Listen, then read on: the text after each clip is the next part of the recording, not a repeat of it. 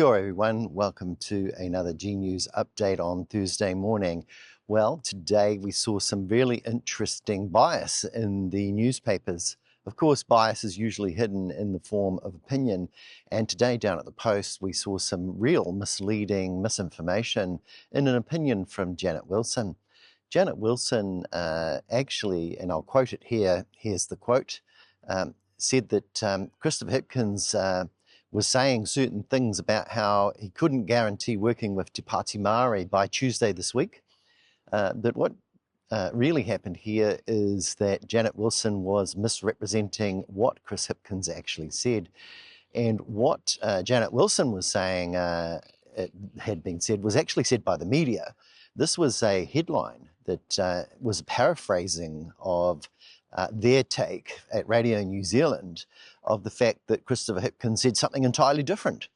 What Christopher Hipkins actually said on Morning Report to Ingrid Hipkiss was that if what Takutai Ferris had said was the kind of thing that Te Pāti Māori represented, then it would be very difficult to work together with them.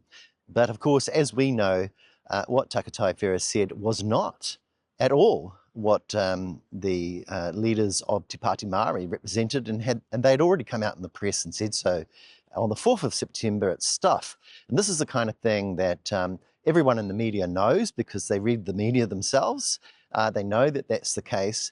Therefore, when they paraphrase and they misinterpret what is being said in a headline, the headline is meant just for clicks, and it may actually be very inaccurate and imbalanced. And it's the kind of thing that Jack Tame probably would ask, is this the kind of thing that erodes the trust in the mainstream media? You know, misreporting in a headline what Chris Hipkins really said about working together with TPM. And then when it comes to Janet Wilson actually saying the words that Chris Hipkins had said, that he couldn't guarantee working with TPM, when that's not what he said. Chris Hipkins never said that at all, Janet Wilson. So why are you putting in writing something that's completely false at the Post? And the only thing I can think of is that maybe in some unbalanced and partisan way, because you used to be, part of the National Party campaign to help Judith Collins be the Prime Minister, that maybe you're still very, very biased and prepared to write fake news, which misrepresents what Chris Hipkins actually said. So I think it was very, very disappointing for everybody to see that Janet Wilson was not above this kind of carry-on and is still carrying on with it down at the Post in Wellington. So that was the first thing. The second thing, I think, is that since Paul Henry Pope has got onto the board of Television New Zealand, we've seen Chris Chang at the breakfast show on Television New Zealand, a little motorbike just going past. We've seen Chris Chang at the on the breakfast, TVNZ breakfast, suddenly become very, very obsessed with Labour Party policy and how of all the political parties, only Labour has to produce its policies, and when are we going to see those policies from Labour? Now, it's really, really biased, it's really, really unfair, and it's really uneven, and it's not balanced from TVNZ. And I think since Paul Henry got onto the board there, we've seen this lack of balance creeping into the coverage. And I don't think it can be argued that this is good media, to single out Labour. And this morning on TVNZ Breakfast, they had the political panel, didn't they? They had Nicola Willis sitting there next to Karen McAnulty. Now, which one do you think of those two parties was asked to produce their policies this far out from an election? Was it the Labour Party or was it the National Party? Which one would Chris Chang focus on exclusively now that Paul Henry's on the board at TVNZ? Yes, that's right. It was only the Labour Party. Nicola Willis was allowed to sit there and not produce any policies for the next election. No one at TVNZ gives a running shit what the National Party do. No one's asking in September 2025 for the National Party to produce its policies. Where are your tax policies, Nicola? Where's your superannuation policy in detail? Where's your policy on foreign, where's your foreign aid policy? What are you going to do about the aging population in New Zealand? Where is the policy, Nicola? No, nobody's asking that question because nobody cares what National are doing. They only care about Labor in the media. And Jack Tame will ask, is this why? Is this why nobody believes in the mainstream media? Because Chris Chang is asking only Labor, not the ACT Party, not New Zealand First, and not the National Party, what its policies are for the next election. Is that why nobody trusts the media? Is it Chris Chang? Is he the problem? Is he why nobody trusts the media? Because we're seeing the trust in media go down. Or is it really Janet Wilson misinforming everybody? Is that an opinion, and not apologising, and Tracy Watkins not doing anything about her paper actually carrying fake news like this, political fake news, and not doing anything about it, just ignoring it, just going, oh, well, whatever, we'll just let our standards slip. Maybe that's why nobody believes in the media. Maybe that's why no one can trust the mainstream media anymore. And it's not just social media that is the problem. So those are a couple of examples, I guess, of what's going on at the moment with just a massive focus from what some people call the Tory media. The Tory media are desperate because National are on 29% in a Roy Morgan poll.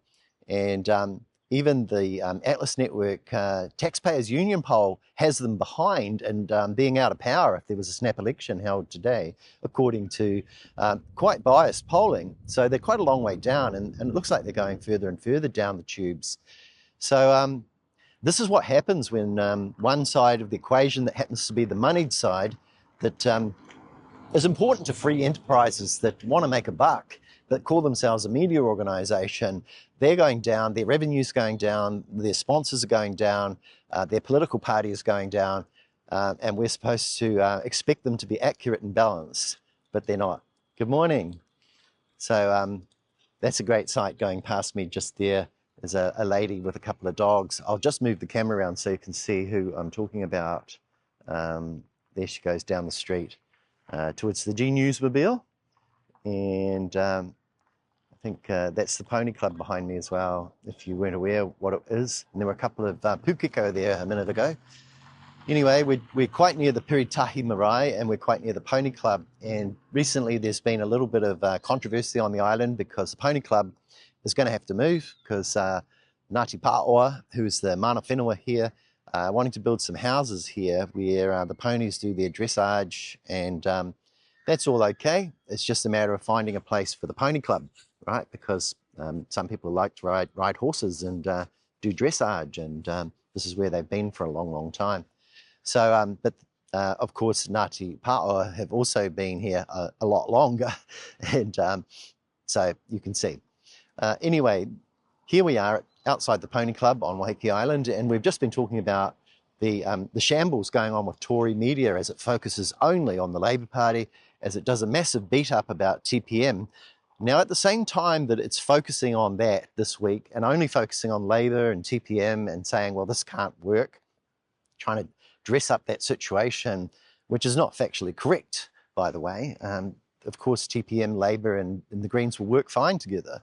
But this fear that is necessary now has to do with those polling numbers, and that has a lot to do with a failure to deliver on promises made in the last election, the fact the economy hasn't been fixed by a man, Christopher Luxon, who promised to fix the economy and turn it all around, and then when he didn't deliver, started making excuses about how it's going to take longer and how it's somebody else's fault.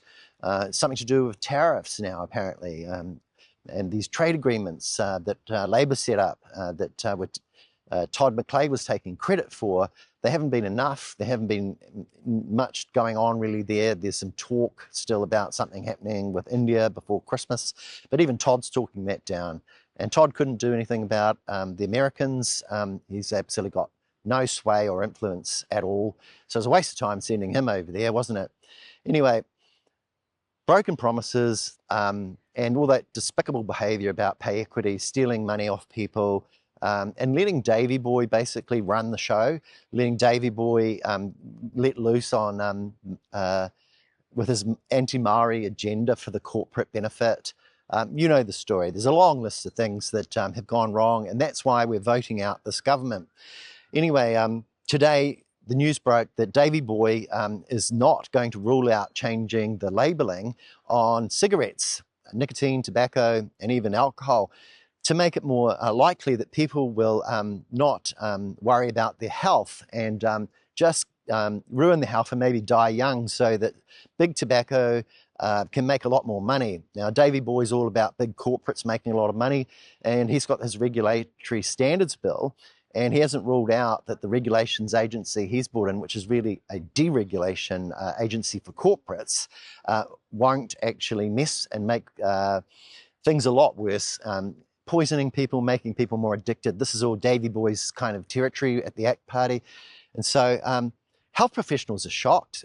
I suppose they shouldn't be surprised, but this is what the National Party are about now. They're about allowing Davey Boy to poison the population with nicotine, addiction, problems, early death, ill health, and running up the costs of our health system because of all these preventable illnesses.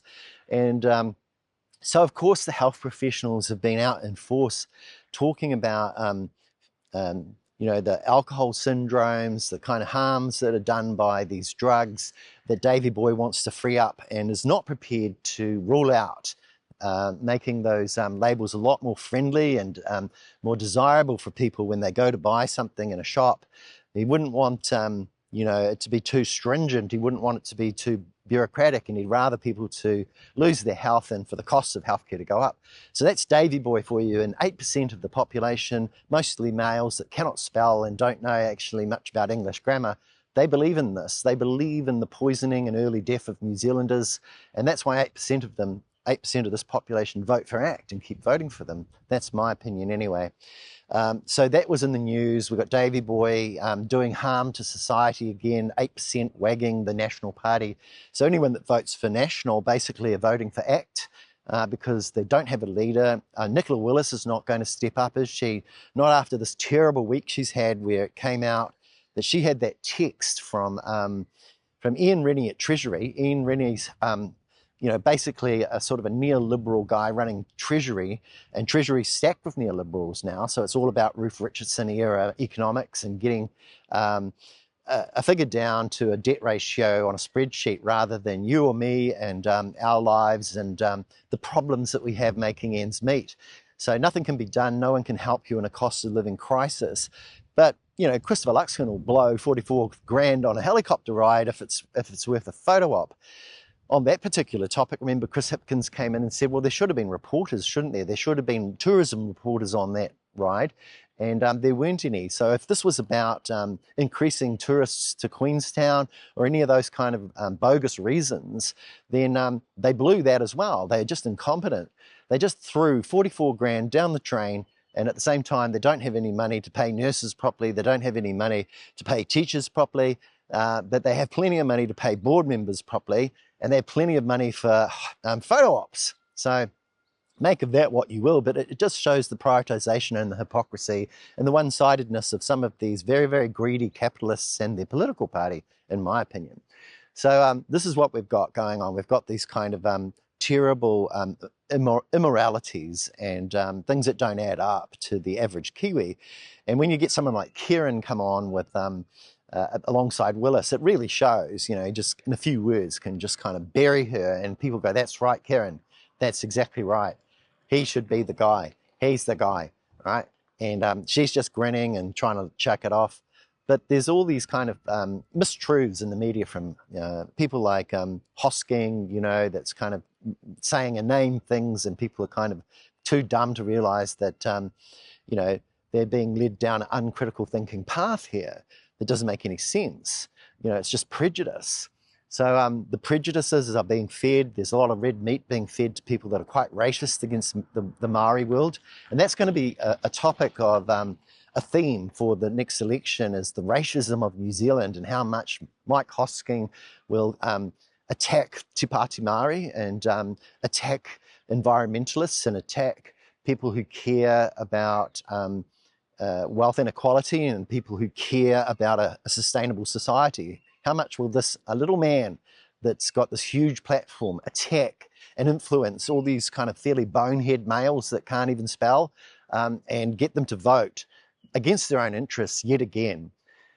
In other news, it came out earlier in the week that another big problem with people like Simeon Brown is that New Zealand hasn't been reporting its health statistics to the OECD since about 2013, and a couple of professors highlighted this in a paper, and it showed that approximately $1 billion a year has gone missing out of the amount of money that we should have been spending if we wanted to be comparable to nations we compare ourselves to in the OECD when it came to health spend as a percentage of GDP.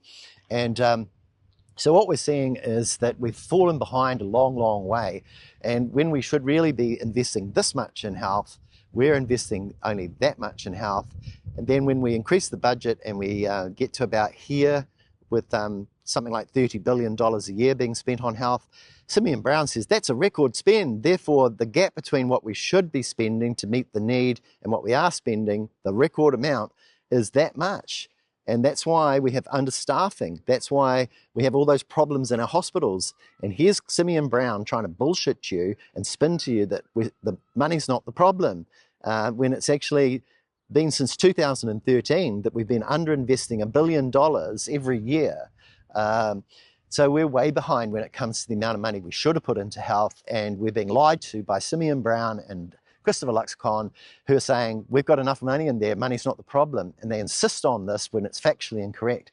So you're being lied to by Simeon Brown, and you're being lied to by Christopher Luxon, the Prime Minister, and that needs to be called out. And I would have thought there would be more headlines about the dishonesty of Simeon Brown and the dishonesty of Christopher Luxon than there is about what Takatai Ferris said when his party leaders have already apologised. His party leaders have already made it clear that's not what they stand for.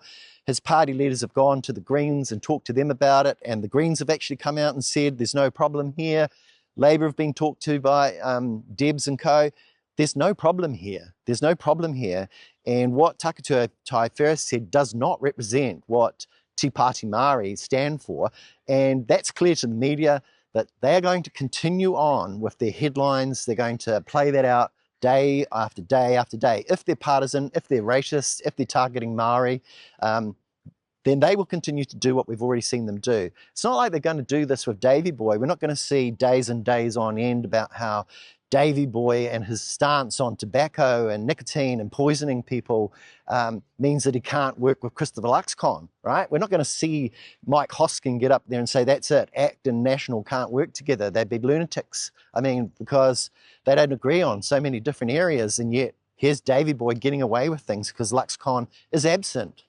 So we're not going to see that fairness in the media, are we? We're not going to hear Heather Duplessis-Allen tackle this properly and say that ACT cannot work with NZ First because they disagree on nationalising the gentailers. Seymour said no, Shane Jones said yes, therefore they can never work together and the election's all over, like they do to the left. So anyone watching what Newstalk ZB does today knows that it's a Stephen Joyce media asset, that it's a Stephen Joyce ticket that's been clipped, that it's a biased, right-wing, defender of the minority of wealthy people in New Zealand who do not want fairness, who do not want workers to actually get a fair tax system, who do not want the way of life that we could have if we honoured the treaty. So this is what's happening. It's a pretty poisonous Tory media that's very desperate, and it's coming out now, lashing out at everything Māori, everything that's not white and colonial. And this is what we're seeing. And if you're an educated Pākehā who has actually found out these truths through your lifetime, now's the time to stand up with your brothers and sisters and say, no, that's actually uneducated rubbish, and we're not going to do this neoliberal rubbish anymore. We're going to move past that like we did on the Hikoi altogether, Kotahitanga. So I think I've covered now pretty much all I wanted to say. But those are the big topics of the day. That's kind of what's really going on. Christopher Luxon is out of the country yet again. He's not here to answer questions. And Nicola Willis has had a shocking week. She absolutely knew from Ian Rennie that Adrian Orr was going to be asked by Neil Quigley to possibly resign. And yet, sitting on her haunches, she sat back and went, I'm not going to tell the truth. I'm not going to be open and transparent with New Zealanders. When Neil Quigley is saying Orr just resigned for personal reasons. That wasn't true. Nicola Willis wasn't up front. She didn't come forward. Her excuses are pretty lame and weak about not interfering with the independence of the Reserve Bank, when she is the person that will make the decision about whether someone is their resignation is accepted or not. She has all these roles where she does actually affect the Reserve Bank when it's outside monetary policy. So it doesn't all add up, and her excuses don't really go there. And we need to see more heat on her from the likes of Mike Hosking, Heather Duplessis-Allen, all these people in the media like Janet Wilson. Where's the flame there? Instead of doing misinformation and putting us all crook about things that Chris Hipkins never ever said, how about just telling the truth, Janet? How about just telling the truth? All right, so that's about all from me down at the Pony Club here on Waiheke Island, next to the Piritahi Marae, where everyone is most welcome. It's a place for all of us, and yeah, I hope you have a wonderful Thursday. Enjoy yourselves, and we'll tune into Parliament at 2 o'clock today and see what else is going down in this little country, Aotearoa, New Zealand. Have a wonderful day. See you all later.